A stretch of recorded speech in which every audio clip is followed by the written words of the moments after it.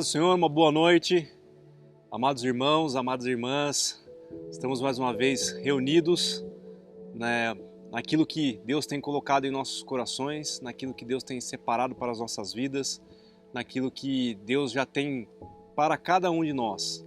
E para cada um de nós, ainda que a palavra e tudo aquilo que o Senhor tem feito pareça ser igual, as tratativas e as formas que Deus tem agido são diferentes. Assim como nós temos provado o novo do Senhor, estamos aqui num novo cenário para que vocês possam compartilhar daquilo que nós estamos vivenciando nesse momento. É bom para nós podermos estar saindo um pouco também e mudando o ambiente, assim como para vocês que estão aí, e isso é a mão de Deus em nossas vidas. Esses mínimos detalhes demonstram o cuidado que Deus tem para com as nossas vidas, sempre se preocupando com aquilo que sentimos, com aquilo que passamos e trazendo renovo. Ainda que pareça algo simples, tenha certeza que esse momento e a forma que nós estamos fazendo essa gravação é um motivo especial de Deus para cada um de nós, é uma forma especial de Deus para cada um de nós, podermos compartilhar daqueles lugares onde nós, um pouco tempo atrás, poderíamos nos reunir, né? Então Deus já vem nos preparando, já vem compartilhando isso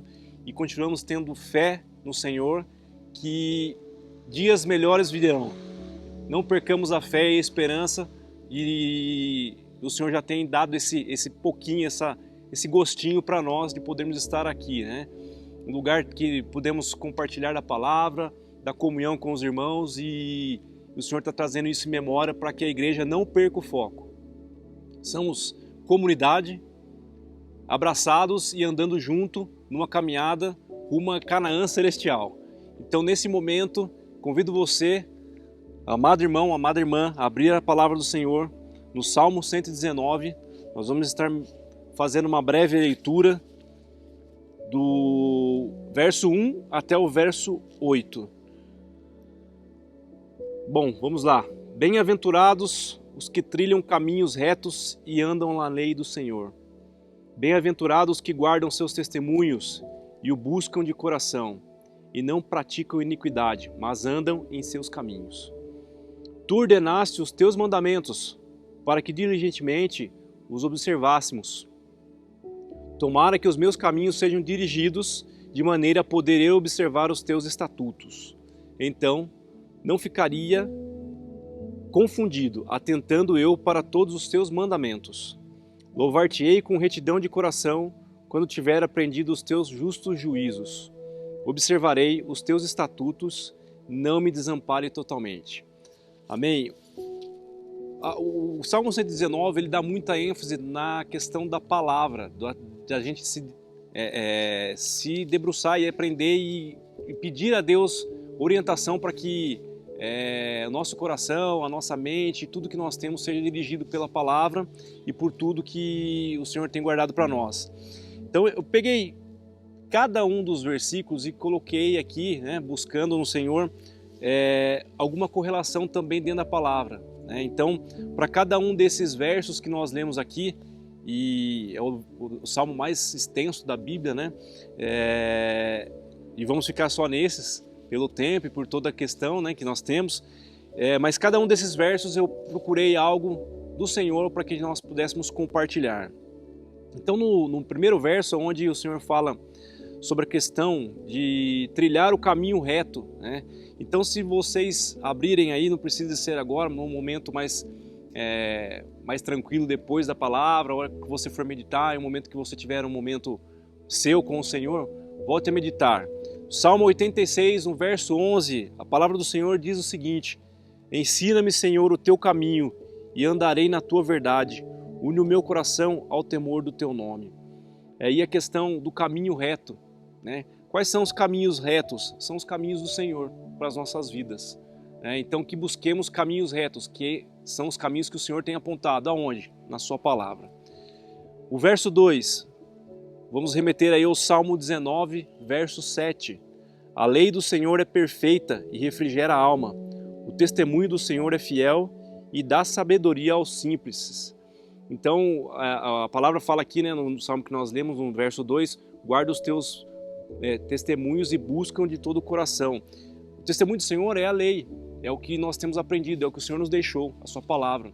Então aquele que busca a lei do Senhor, busca o que é perfeito, refrigera a alma e dá o testemunho do Senhor. Então temos que estar o tempo inteiro debruçado sobre a palavra. Mas eu não tenho tempo para debruçar na palavra o tempo inteiro, para ficar com a Bíblia aberta o tempo inteiro meditando. Mas você pode trazer esses versículos, ou um versículo diariamente, em memória, em todo momento, para que você continue meditando naquilo que o Senhor faz e o que o Senhor tem dado para você na sua vida. O verso 3, vamos nos remeter ao Salmo 119, verso 101. Desviei os meus pés de todo o caminho mau para observar a tua palavra. E no Salmo que nós lemos, o 119:3, fala sobre não praticar iniquidade e andam em seus caminhos, os caminhos do Senhor. E aí, novamente, os meus pés de todo caminho mau eu vou estar desviando. O Senhor faz a parte dele, nós temos que fazer a nossa. Foi deixado os preceitos, foi deixado os ensinamentos e nós precisamos de fazer a nossa parte. A nossa parte é nos desviar. Isso é fácil? Não. E em qual momento que nós vamos conseguir fazer isso? A partir do momento que nós entregarmos a nossa vida e o controle dela para o Espírito Santo. E nós não há capacidade e nem condições de se desviar de tudo isso. Mas o Senhor, Ele nos capacita. E o Espírito Santo agindo pode nos trazer toda essa condição de se desviar e conseguir traçar e trilhar os caminhos que o Senhor tem proposto para as nossas vidas. No verso 4, onde o Senhor fala dos mandamentos, para diligentemente nos observar, nós vamos lá para Êxodo 19:5, onde o Senhor diz assim na palavra: agora, pois, se diligentemente ouvirdes a minha voz e guardardes o meu conserto, então sereis a minha propriedade, peculiar dentre todos os povos, porque minha é a terra. Então, diligentemente nós ouvirmos a palavra e guardar no coração o conserto e fazer com que isso seja o nosso meio de vida, a nossa bússola, aquilo que nos guia, porque o Senhor já tem preparado todas as coisas, como Ele coloca aqui, sereis a minha propriedade peculiar, que eu e você possamos ser propriedade peculiar do Senhor, porque Ele já tem isso determinado, mas depende de nós sermos diligentes com aquilo que o Senhor tem nos ensinado. E de novo, é fácil? Não, porque os nossos corações e os nossos caminhos muitas vezes não estão entregues ao Senhor. E precisamos de diligentemente buscar fazer isso, aprender a palavra e entregar nossos corações ao Senhor.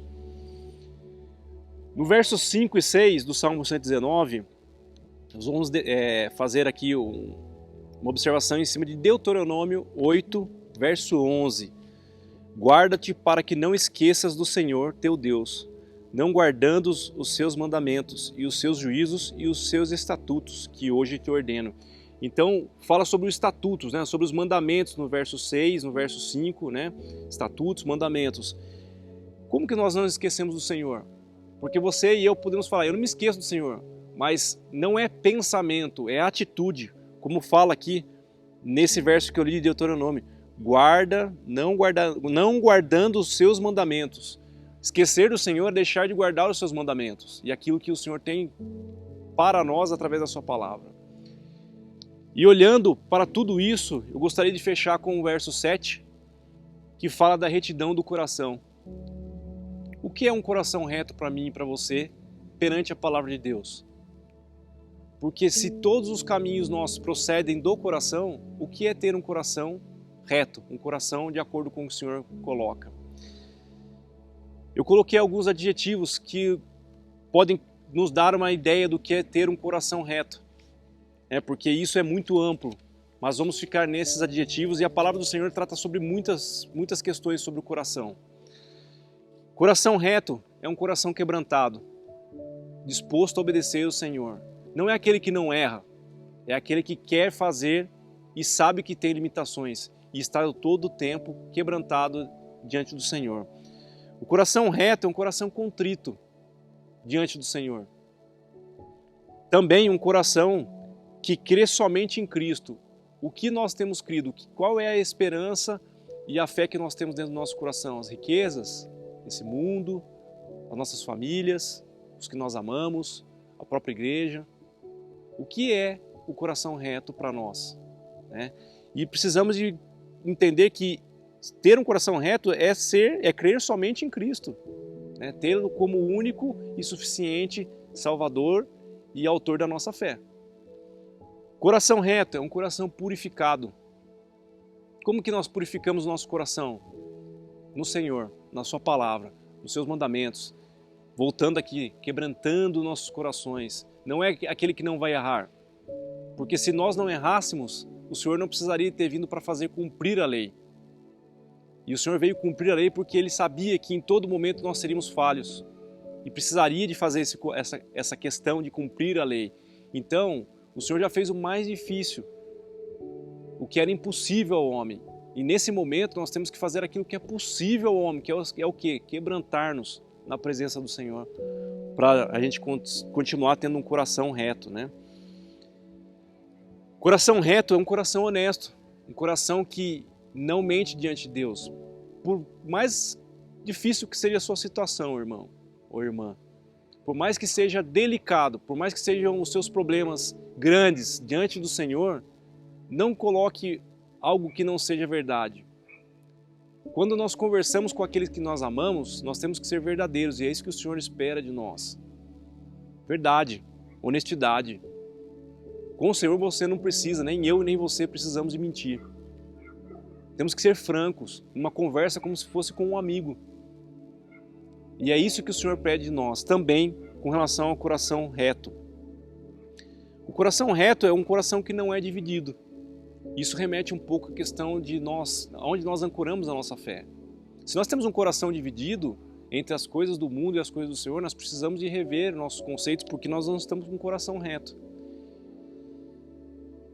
E um coração reto também é um coração verdadeiro.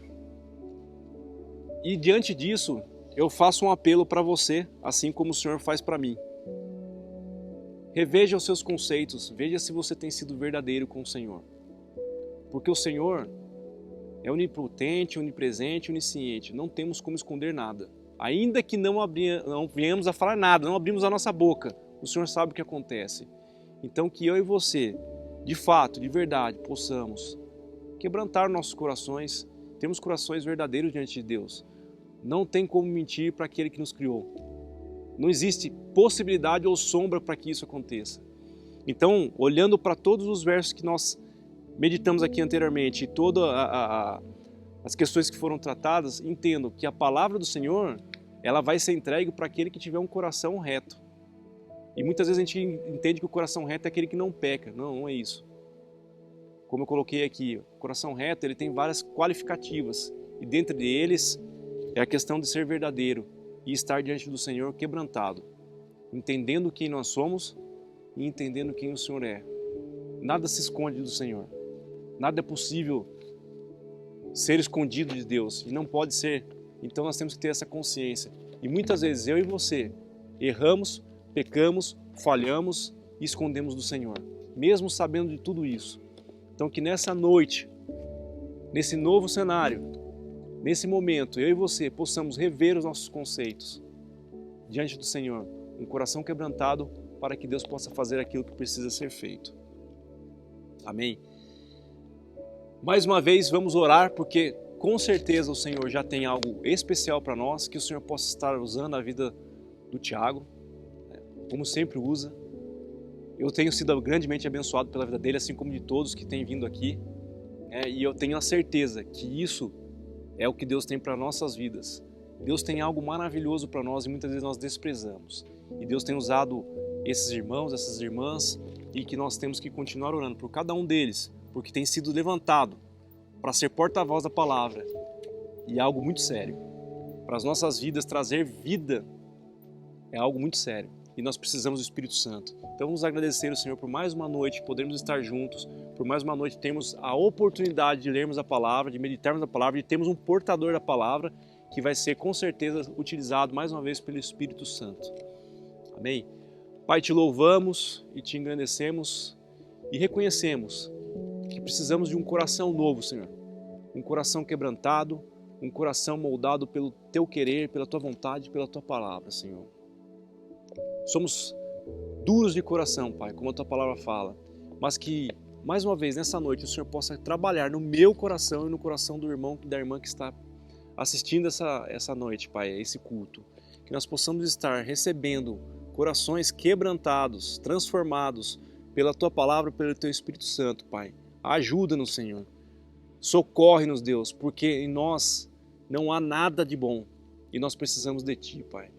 Que mais uma vez, essa noite, o Senhor possa estar abençoando o portador da palavra, Deus, assim como tem sido pela Tua graça e infinita misericórdia, que tem derramado em abundância sobre as nossas vidas os Teus mandamentos, mas também a Tua misericórdia, a Tua graça, o Teu amor de forma maravilhosa. Que mais uma vez o Senhor possa estar capacitando através do Espírito Santo, pregador, Senhor, portador da palavra, e nós já lhe agradecemos, porque temos a certeza que o Senhor tem feito isso e muito mais. Não porque merecemos, mas por amor do Teu nome e para a Tua honra, para a Tua glória e para o Teu louvor. Obrigado, Senhor, por ser esse Deus maravilhoso, onde temos dificuldades e a Tua palavra relata as limitações e as lutas que nós enfrentaríamos, mas também nos relata, nos dá a certeza que em breve estaremos juntos contigo na glória, Senhor. Isso é motivo de grande alegria para a minha vida e eu acredito que para toda a igreja, Pai. Te louvamos, Deus. Nos ajude a mudarmos o nosso foco e focarmos em Ti, Pai, porque todas as coisas são passageiras e transitórias. Só o Senhor é eterno e para sempre. Lhe agradecemos em nome de Jesus. Amém. Glória a Deus, vamos compartilhar da mesa que o Senhor já tem reservado para nós. Deus abençoe. Como dito no começo, que alegria estarmos juntos mais uma vez. Mais uma vez sabemos que a gente pode sentir o privilégio de ouvir a palavra do Senhor juntos, reunidos. Como já fomos abençoados na abertura, nesse momento eu queria convidá-los que de coração, como foi dito no começo, nós possamos prestar bastante atenção àquilo que será pregado nessa noite, para que o nosso coração seja trabalhado e tenhamos ainda mais um coração reto perante o Senhor, até que chegue um dia que seja perfeito, até o dia que o nosso coração seja totalmente transformado e estejamos juntos do Pai. Já gostaria de pedir que os irmãos abrissem no Evangelho segundo João, no capítulo 10. E nessa noite, nós trataremos sobre o seguinte tema: o bom pastor que ainda fala às suas ovelhas. Nós leremos dos versos 1 até o verso 18. Em verdade vos digo, o que não entra pela porta no aprisco das ovelhas, mas sobe por outra parte, esse é ladrão e salteador. Aquele, porém, que entra pela porta, esse é o pastor das ovelhas. Para este o porteiro abre, as ovelhas ouvem a sua voz, ele chama pelo nome as suas próprias ovelhas e as conduz para fora. Depois de fazer sair todas as que lhe pertencem, vai adiante delas, e elas o seguem, porque lhe reconhecem a voz. Mas de modo nenhum seguirão o estranho, antes fugirão dele, porque não conhecem a voz dos estranhos. Jesus lhes propôs esta parábola, mas eles não compreenderam o sentido daquilo que lhes falava. Jesus, pois, lhes afirmou de novo: em verdade vos digo, eu sou a porta das ovelhas. Todos quanto vieram antes de mim são ladrões e salteadores, mas as ovelhas não lhe deram ouvido. Eu sou a porta. Se alguém entrar por mim, será salvo. Entrará e sairá e achará pastagem. O ladrão vem somente para roubar, matar e destruir. Eu vim para que tenham vida e a tenham em abundância. Eu sou o bom pastor. O bom pastor dá a vida pelas ovelhas. O mercenário, que não é pastor, a quem não pertencem as ovelhas, vê vir o lobo, abandona as ovelhas e foge. Então, o lobo as arrebata e dispersa. O mercenário foge porque é mercenário e não tem cuidado com as ovelhas. Eu sou o bom pastor. Conheço as minhas ovelhas e elas me conhecem a mim, assim como o Pai me conhece a mim e eu conheço o Pai, e dou a minha vida pelas ovelhas. Ainda tenho outras ovelhas, não deste aprisco. A mim me convém conduzi-las. Elas ouvirão a minha voz. Então haverá um rebanho e um pastor. Por isso, o Pai me ama, porque eu dou a minha vida para a reassumir. Ninguém a tira de mim, pelo contrário, eu espontaneamente a dou. Tenho autoridade para a entregar e também para reavê-la. Este mandato recebi de meu Pai. Amém, que o Senhor nos abençoe. Por diversas vezes na Bíblia nós vemos essas comparações e histórias de pastores e suas ovelhas. Isso é bastante comum. Nossas crianças mesmo crescem ouvindo esse tipo de história. Histórias como, por exemplo, Davi sendo um excelente pastor de ovelhas, que protegeu elas de um leão e até mesmo de um urso. O salmo mais conhecido que nós temos, Salmo 23, faz referência ao nosso Senhor como sendo nosso pastor. Isso muitas vezes foge um pouco do nosso entendimento. Às vezes nós entendemos essas passagens de forma um pouco parcial. Isso é porque na nossa cultura ocidental, a gente não tem tanto essa referência de rebanho, pastores, ovelhas sendo guiadas. E justamente por isso, faz muito mais sentido para eles naquela época essa referência do que para nós hoje. E justamente por essa causa, antes de irmos ao nosso texto, é necessário compreendermos todo o contexto que envolvia essa fala de Jesus, essa parábola e essas falas de Jesus.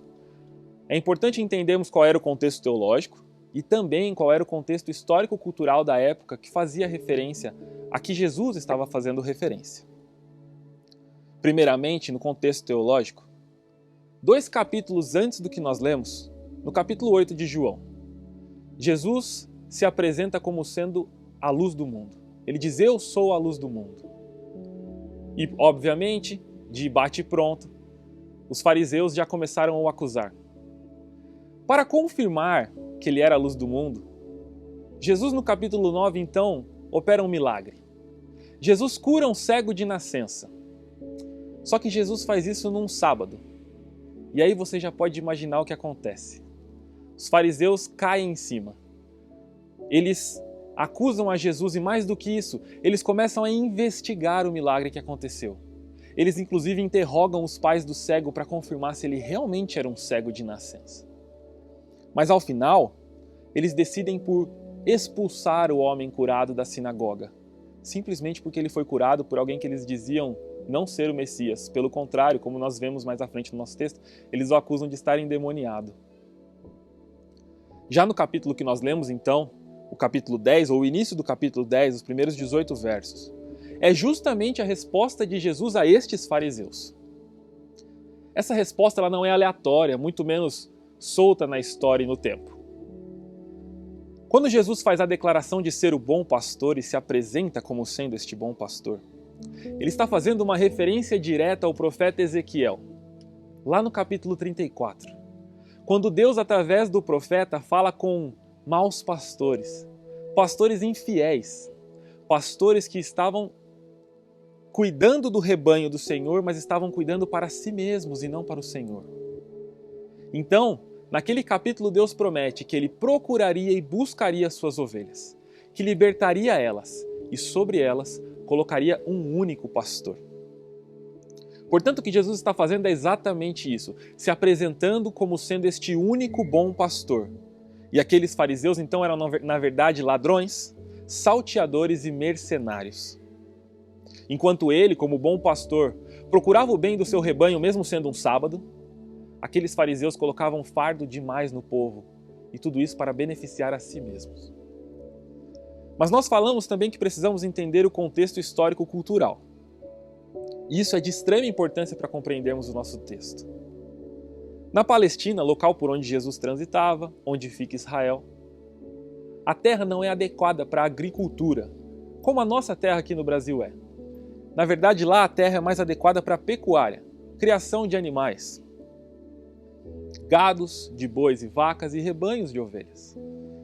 E justamente por isso é que essa referência, essa comparação que Jesus faz aqui, ou essa analogia, essa parábola funciona muito mais para aquele povo e nós precisamos compreender isso.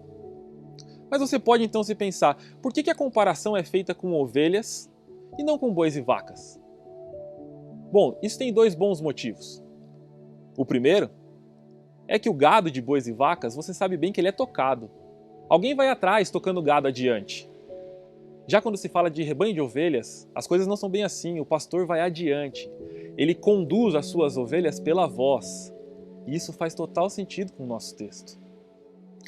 Mas o segundo, e o ponto que eu acho mais interessante, é que a ovelha, ela é um animal bastante frágil. Nós podemos até dizer que a ovelha é um animal bastante estúpido, um animal bobo mesmo. A ovelha se perde facilmente. A ovelha precisa ser levada para se alimentar, para tomar água. Geralmente ela coloca a cabeça em lugares que não deveria e acaba ficando presa. Em resumo, a ovelha é incapaz de cuidar de si mesma. Ou melhor dizendo, a ovelha é totalmente dependente do seu pastor. Isso te faz lembrar de alguém? Faz bastante sentido nós sermos comparados com esse animal. Mas nós ainda temos 2 pontos importantíssimos deste contexto histórico-cultural para que a gente possa compreender de uma forma melhor esse texto. O primeiro é o seguinte: durante o inverno, nas cidades, existia um único aprisco. Um único aprisco em que todos os pastores colocavam o seu rebanho lá. E este aprisco era guardado por um porteiro, ou por um segurança. Esse porteiro permitia que os pastores chegassem na porta deste aprisco e chamassem as suas ovelhas de volta. Porém, ou seja, no inverno nós tínhamos um único aprisco para vários rebanhos e vários pastores. Porém, durante o verão, as coisas não funcionavam assim. Os pastores preferiam manter o seu rebanho próximo à pastagem. E então eles utilizavam apriscos provisórios. Geralmente apriscos que ficavam embaixo de rochas ou pequenos montes. Mas estes apriscos, eles não tinham proteção. E para isso, o próprio pastor deitava-se na porta do aprisco para proteger as suas ovelhas. Proteger as ovelhas de outros e delas mesmas. Por isso o pastor pode ser considerado como porta das ovelhas. Agora sim, com esses contextos bem esclarecidos, nós podemos prosseguir ao nosso texto. Jesus então está se apresentando como sendo bom pastor, aquele bom pastor prometido lá em Ezequiel 34, que pastoreia todo o rebanho. E durante toda a passagem ele mostra que ele é o único bom pastor, que não existe outro. Muito pelo contrário, que aqueles fariseus que se apresentavam como sendo bons pastores, na verdade eram ladrões e mercenários, que não se importavam com o rebanho, mas apenas com eles mesmos. Em contraste com isso, Jesus se mostra como bom pastor, que sabe exatamente como cuidar e zelar do seu rebanho. Diante disso, nós podemos observar 5 pontos importantíssimos e valiosos sobre o nosso bom pastor. E nessa noite eu gostaria de convidar que juntos olhássemos para esses 5 pontos. O primeiro, no verso 3, nós podemos ver que o bom pastor chama as suas ovelhas pelo nome e as conduz. Lá na Palestina, os pastores têm um jeito muito próprio de chamar as suas ovelhas. Eles têm um canto específico em que eles cantam o nome das ovelhas e as ovelhas reconhecem esse canto e a sua voz e então seguem o seu pastor. Kerson, no seu comentário sobre o Evangelho segundo João, ele diz que os pastores costumam colocar apelidos nas suas ovelhas. Apelidos conforme suas características. Coisas mais ou menos como malhadinha, gordinha, orelhuda. Agora, você consegue imaginar que o bom pastor te chama pelo nome?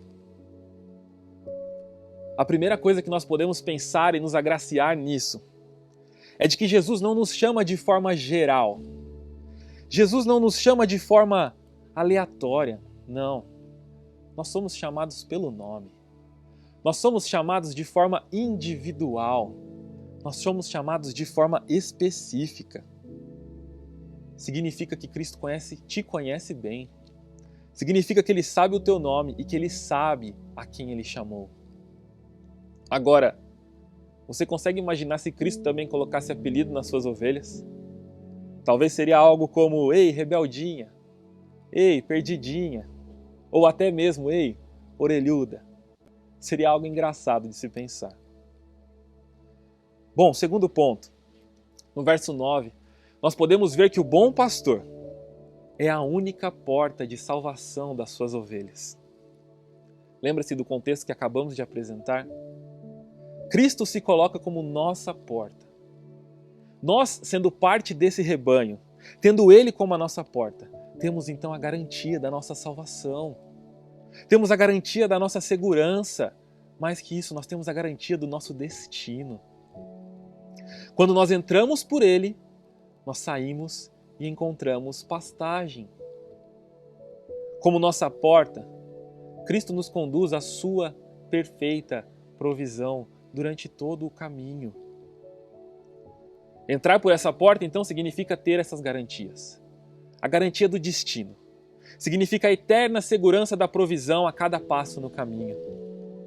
Entrar por essa porta significa ser livre. Veja que ele diz entrar e sair.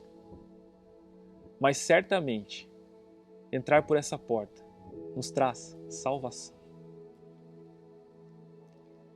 Terceiro ponto, como nós podemos ver no verso 10. O bom pastor garante a vida em abundância às suas ovelhas. Ao contrário dos ladrões que vêm para roubar, matar e destruir, o bom pastor vem para que as suas ovelhas tenham vida e a tenham em abundância. A incrível vida em abundância. Quantos de nós já não sonhamos com essa vida? Quantos de nós, ao olharmos para essa passagem, ficamos sonhando e delirando com algumas coisas? É fato que a nossa cultura e até mesmo algumas teologias ruins nos apontam para uma falsa vida em abundância. Nós aprendemos que vida em abundância é algo como uma boa casa, um bom emprego, um bom carro, uma boa família, bons passeios e boas viagens. Meus irmãos, como nós ainda precisamos crescer. Vida em abundância para as ovelhas desse pastor tem mais a ver mesmo com o Salmo 23. O Senhor é o meu pastor e nada me faltará. Vida em abundância tem mais a ver com necessidade suprida e não com desejos realizados. Veja bem quem foi quem disse: tudo isso te darei se prostrado me adorares. Não parece bem com a voz desse bom pastor.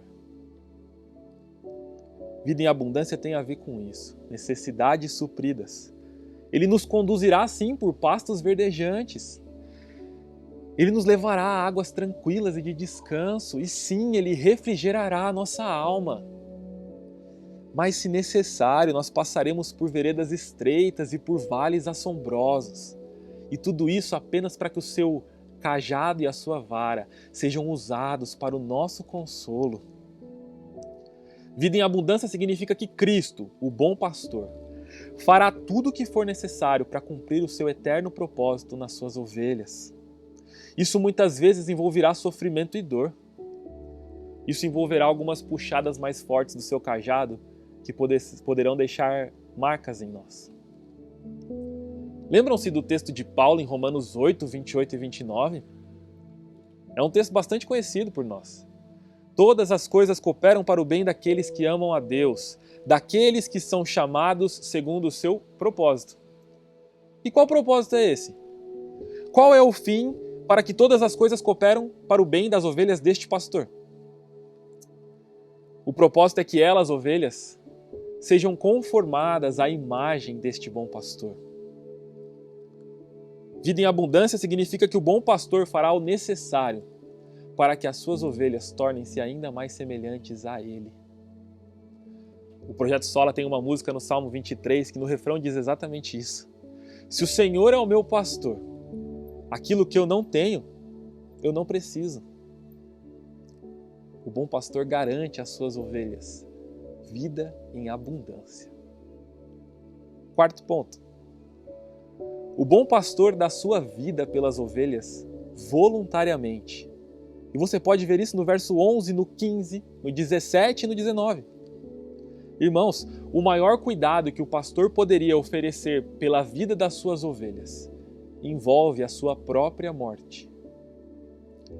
Veja que ao contrastar com o mercenário, que foge quando aparece o lobo, o bom pastor oferece de forma voluntária a sua própria vida. Cristo aqui não coloca uma hipótese ou uma suposição. Se necessário, se o lobo aparecer, então eu ofereço a minha vida. Não, ele apresenta uma certeza: eu ofereço a minha vida. O maior cuidado de Cristo para com nós envolve a sua morte. Ele morreu por nós de forma substitutiva. Vocês se lembram lá do texto de Isaías 53? Como um cordeiro foi levado ao matadouro. Pois bem, esse matador era meu e seu. Nós é que deveríamos ter sido tosquiadas e mortas. Nossas peles é que deveriam ter sido arrancadas. mas ele foi por nós e nos substituiu. Qual é o pastor que ofereceria isso pelas suas ovelhas? E mais do que isso, o bom pastor dá a sua vida de forma voluntária e espontânea. Mas não somente isso, ele não deixa as suas ovelhas desamparadas e sem pastor. Não. Até porque ele não tem autoridade apenas para entregar a sua vida, mas ele também tem autoridade para a reassumir. Meus irmãos, que grande poder e autoridade esse bom pastor tem. Que Cristo receba a glória por sua morte vicária. Que Cristo seja glorificado pela sua obra na cruz. Que Cristo receba a glória também pela sua ressurreição dos mortos. Como diz uma outra música que eu gosto muito, de uma outra banda chamada Canto Verbo. Mas se quer saber, ele não está pregado numa cruz. Nem a morte apagou a sua luz. Ele vive, ele reina e vai voltar. Ele não apenas oferece a sua vida pelas suas ovelhas e as deixa sem pastor, não. Ele oferece, ele reassume a sua vida para continuar pastoreando o seu rebanho. Um último ponto importante sobre um bom pastor que dá a vida pelas suas ovelhas é exatamente isso. Ele oferece a vida pelas suas ovelhas. Ele não oferece a vida por todas as ovelhas do mundo. Ele oferece a vida pelo seu rebanho. Esse é um importante ensinamento, uma importante doutrina que nós podemos aprender com esse texto. Quinto ponto. O bom pastor conhece intimamente as suas ovelhas. Isso a gente pode perceber no verso 14, e aqui está um dos pontos que eu acho mais belos nessa passagem. O bom pastor não apenas conhece as suas ovelhas, ele as conhece da forma mais íntima possível. E não apenas conhece, mas ele se relaciona com elas. Quando Cristo afirma, eu conheço as minhas ovelhas e elas conhecem a mim, assim como o Pai me conhece a mim e eu conheço o Pai. O que Cristo está nos dizendo é que eu e você somos incluídos no relacionamento trinitário. Eu e você fomos incluídos num amor que existe antes de tudo existir. Nós fomos incluídos no relacionamento do Pai com o Filho. E qual relacionamento poderia ser mais intenso e íntimo do que esse? O verbo conhecer aqui é o mesmo verbo utilizado entre Adão e Eva, quando diz que Adão conheceu a Eva. Adão não chegou e se apresentou. Prazer, meu nome é Adão. Seu nome é Eva? Tudo bem? Não. O conhecer aqui significa um relacionamento íntimo entre homem e mulher. Cristo nos conhece e se relaciona conosco de forma íntima. O bom pastor tem prazer em se relacionar com as suas ovelhas. Agora, quantas coisas boas que nós podemos ver acerca do nosso bom pastor. Coisas que alegram o nosso coração, nos trazem segurança, nos trazem conforto, fortalecem a nossa fé nesse bom pastor. Saber que ele chama suas ovelhas pelo nome, que ele é a porta de salvação das ovelhas, que ele garante a vida em abundância delas, que ele ofereceu a sua vida voluntariamente por elas e que ele se relaciona intimamente com cada uma delas. Mas, e quantas ovelhas? Eu gostaria de ressaltar duas características que nós podemos verificar no texto sobre as ovelhas. E são duas características muito interessantes, que precisam fazer sentido para nós. A primeira é que as ovelhas reconhecem a voz do seu pastor e seguem. Como nós falamos lá no início, as ovelhas são animais bobos, que se perdem fácil, que são totalmente dependentes, que precisam ser guiadas até mesmo para ser alimentadas. E então qual é a única coisa que essa ovelha precisa fazer? Ela só precisa ouvir a voz do seu pastor, reconhecer a sua voz e seguir. E Cristo afirma que as suas ovelhas ouvem a sua voz. Fora do nosso texto, nos versos um pouco adiante, lá nos versos 26, 27 e 28. Cristo afirma que as suas ovelhas ouvem sim a sua voz e o seguem. Isso é certo. E mais do que isso, ele diz que ele jamais perderá nenhuma das suas ovelhas. Ovelhas bobas e estúpidas precisam ouvir a voz do seu pastor para sobreviverem e viverem. Eu e você precisamos ouvir a voz do bom pastor, para seguirmos em seu caminho e termos vida em abundância, como ele nos prometeu. Mas a segunda característica das ovelhas é que, por ouvirem ao seu pastor, então elas não reconhecem vozes estranhas. Ovelhas que realmente ouvem e reconhecem ao seu pastor ignoram vozes diferentes, não aceitam o chamado de maus pastores, muito menos seguem esse caminho diferente. E é assim também que nós devemos nos portar, ignorando qualquer voz que seja estranha e nada familiar com a voz do nosso bom pastor. Mas o tema do sermão nessa noite é o bom pastor que ainda fala às suas ovelhas, não era? E qual é a forma que esse pastor ainda fala, chama e conduz as suas ovelhas? Ou melhor dizendo, qual é a forma que eu e você fomos chamados e ainda somos conduzidos? A única resposta para isso é o Evangelho. Cristo nos chamou através do seu Evangelho e continua nos conduzindo através deste mesmo Evangelho. Perceba que por vezes eu e você procuramos ficar ouvindo a voz do Senhor. Por vezes achamos que Ele está em silêncio, que Ele não está falando, e por vezes nos dilemas das nossas vidas a gente acaba se encontrando perdido. Irmãos, a verdade é que Cristo continua a falar conosco através do seu Evangelho. Diante de cada um dos dilemas e dúvidas que aparecem no nosso caminho, nós precisamos estar atentos à sua voz. Ele está nos dizendo: ei, você é pecador, você é uma ovelha boba, mas eu sou o bom pastor. Eu dei a vida por você, para que agora você possa ouvir e reconhecer a minha voz, e então me seguir, entrar por mim e sair, e encontrar pastagem, e ter vida. Essa é a mensagem do Evangelho para nós todos os dias.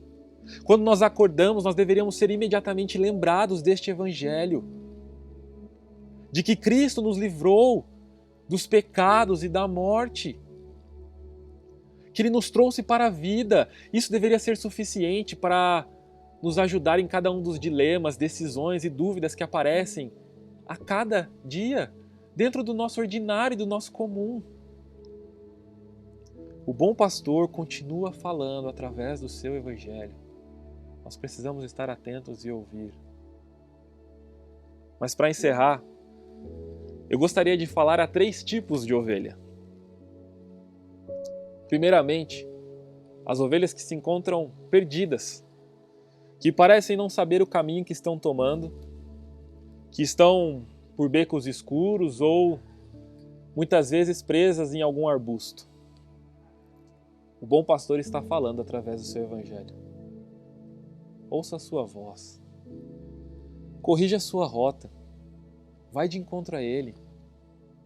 Agora, se parecer algo difícil demais e que você não consegue, eu gostaria de te confortar. O doce cajado do bom pastor encontrará o seu pescoço. Ele te puxará de volta. Se você for ovelha do seu rebanho, fique em paz. Independente de onde você esteja, Ele te resgatará e te encontrará. Segundo, as ovelhas que estão junto do rebanho, que estão no aprisco e continuam no caminho. Bastante atenção à voz desse bom pastor. Não podemos nos esquecer que somos ovelhas e que somos facilmente distraídas. Que o Evangelho pode se perder em meio a algumas paisagens. Fique atento para que esse Evangelho continue a ser ouvido por você em alto e bom som a cada passo que você der. Mas por último, eu gostaria de falar às ovelhas que estão em outros apriscos, em outros rebanhos, que estão sendo pastoreadas por maus e infiéis pastores. Se você escutou a voz desse bom pastor, se você entendeu que Ele deu a sua vida por você, se a voz dele pareceu familiar aos seus ouvidos, volte-se a Ele, junte-se a esse rebanho, entre por essa porta,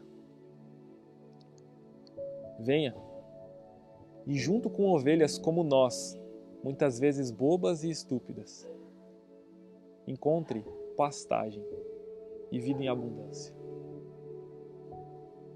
Que nessa noite, eu e você, possamos orar a este Senhor, primeiro em agradecimento, porque Ele prometeu que Ele nos daria um único e bom pastor.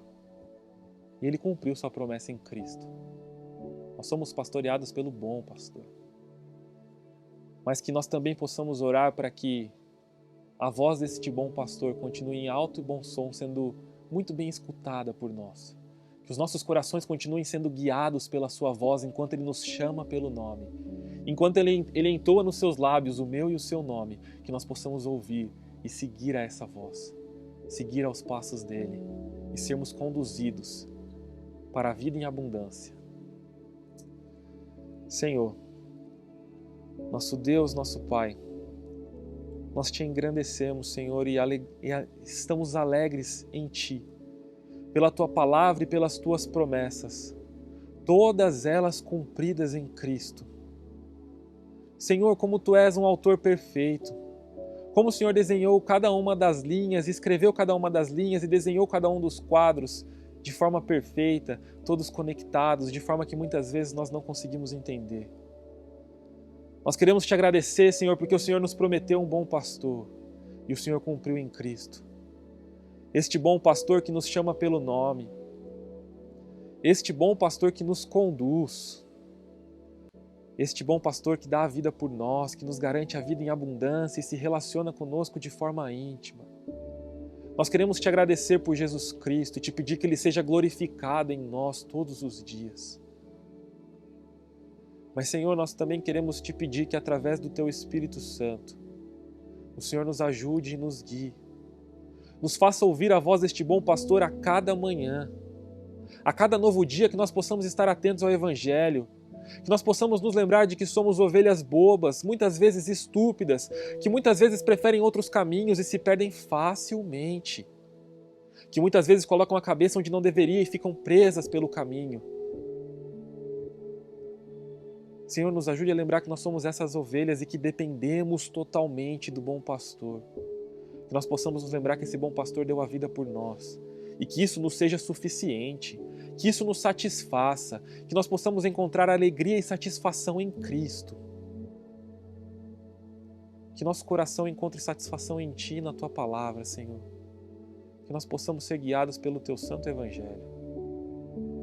É isso que nós Te pedimos, mas principalmente Te agradecemos nessa noite.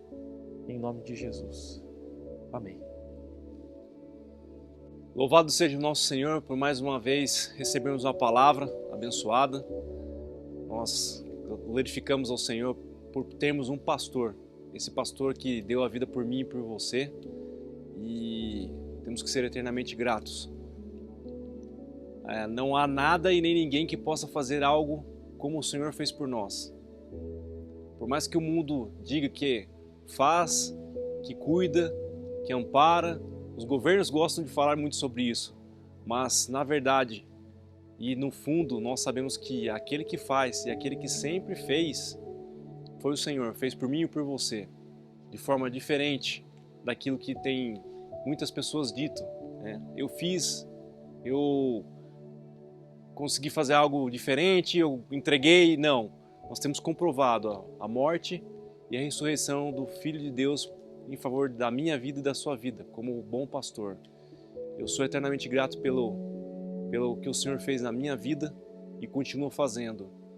Tudo isso pelo amor, pela misericórdia e a graça, para que nós possamos estar junto a Ele, o nosso pastor, na eternidade, assim quando o Senhor nos chamar, cada um a seu tempo, da sua maneira, nós temos a certeza e tenhamos a convicção que o Senhor tem já o tempo preparado para podermos estar junto daquele que é o nosso pastor, pastor das nossas almas, nosso Senhor Salvador Jesus Cristo.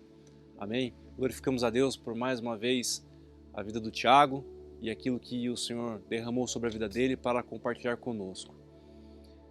Nós temos ainda no decorrer da nossa semana, dessa início de semana, toda a nossa agenda, e os avisos são dados através do nosso aplicativo ele envia mensagens automáticas. Além disso, se você tiver alguma dúvida, entre no aplicativo, entre no site, você pode estar ali consultando se tiver alguma dúvida com relação à programação, os horários.